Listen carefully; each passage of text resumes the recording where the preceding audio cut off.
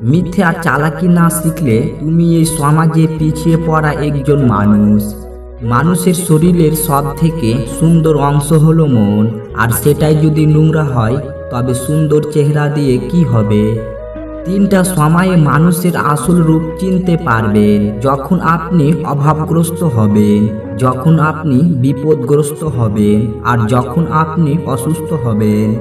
এমন মানুষদের থেকে দূরে বজায় রাখুন যারা কখনো নিজের ভুল স্বীকার করে না আর এমন ভাব করে যেন সব ভুল আপনার।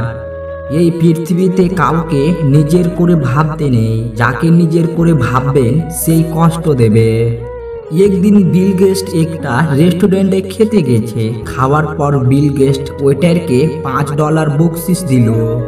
বকশিস পেয়ে ওয়েটার বিল গেটসের দিকে হাঁ করে তাকিয়ে থাকলো।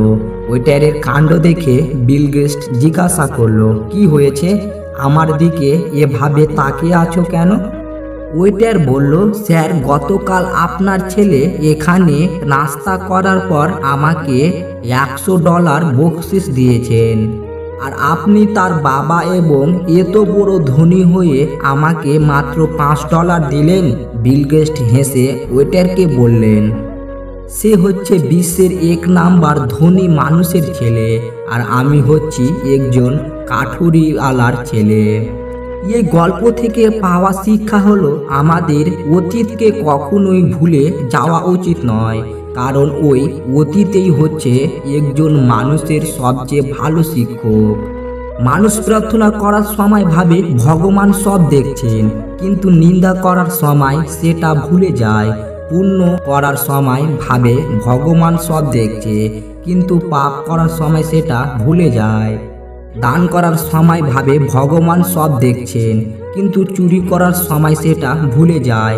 কারোর সেবা করার সময় ভাবে ভগবান সবার মধ্যে আছেন, কিন্তু কাউকে আঘাত করার সময় সেটা ভুলে যায়। এর পরেও মানুষ নিজেকে অনেক বুদ্ধিমান ভাবে।